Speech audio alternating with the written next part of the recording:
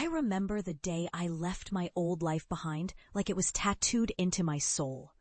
The looks on their faces, disbelief, mockery, outright contempt, still echo in my mind. My family, my so-called support system, had told me I was wasting my time, that I was chasing a pipe dream. They said I'd fail, that I was an embarrassment, a joke. And honestly, I believed them at first.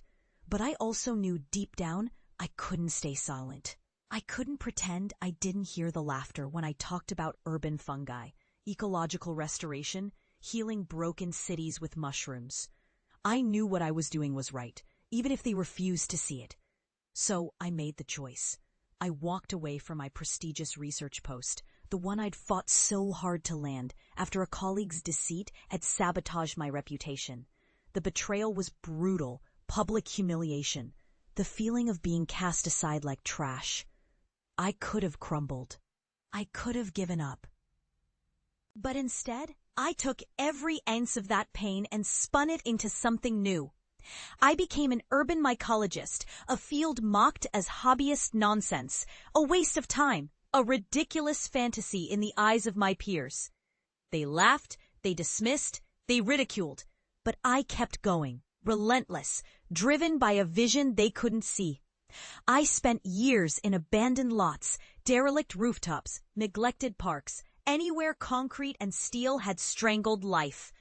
I studied fungi like a mad scientist, learning how these humble organisms could detoxify polluted soil, purify water, and even restore ecosystems that had been long dead. Every setback felt like a punch to the gut. The city's indifference was deafening. Faced with skepticism, I fought to prove that mushrooms weren't just hobbyist nonsense, but powerful allies in ecological healing. And slowly, something shifted. My work started attracting attention, not just from environmentalists, but from communities desperate for change. I created urban farms, transforming vacant lots into lush mushroom-filled gardens. I showed the city's leaders how fungi could clean up industrial waste, how they could breathe new life into dying neighborhoods. It was exhausting, an uphill battle against skepticism, bureaucracy, and my own doubts. But I kept pushing because I knew I was onto something real. Then the breakthrough came. A major city contract, a partnership with environmental agencies. A viral documentary that showcased how my fungi projects had turned blighted areas into thriving ecosystems. I watched as my small, scrappy operation grew into a movement. The same critics who once mocked me now called me a pioneer. I had shown them all the hobbyist nonsense was the future. And now I was returning home, not as the laughingstock they'd dismissed, but as someone who had reshaped the very fabric of urban life. I had become what they said I never could. I had turned barren, polluted lands into vibrant ecosystems, proving that resilience, perseverance, and belief in your vision can defy even the harshest doubts.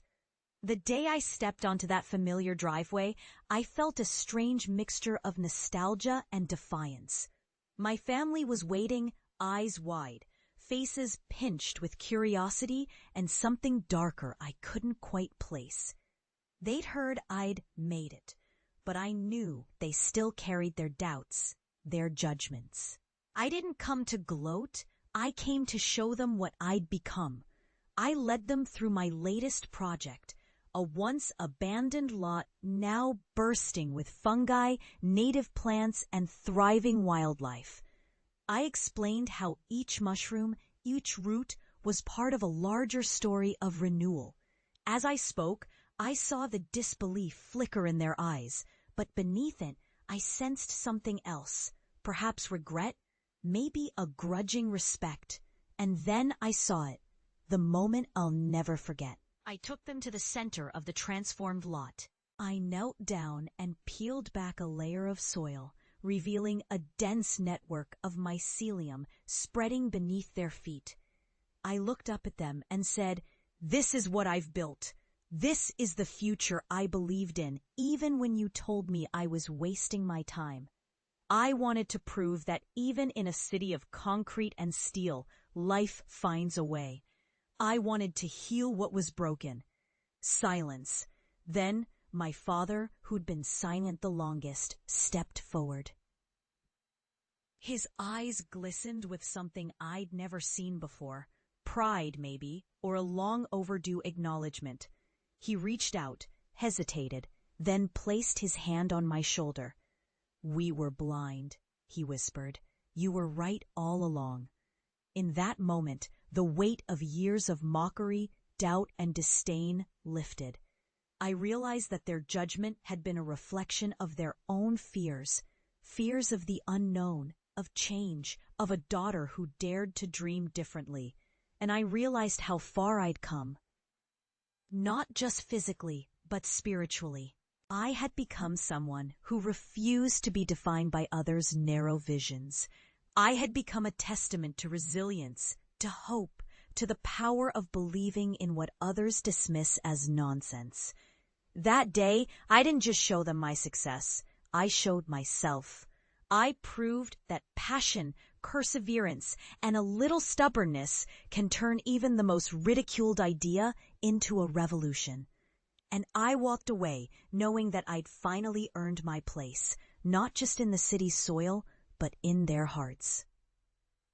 Because that's the real lesson. It's never too late to transform your life, to rewrite your story, or to prove the doubters wrong.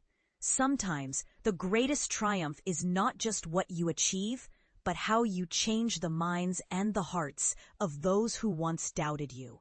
And in doing so, you become the architect of your own redemption. I left that day with a sense of peace I'd never known before. I had become what I was always meant to be, a healer, a pioneer, a testament to the transformative power of unwavering belief. And I knew deep down that this was only the beginning.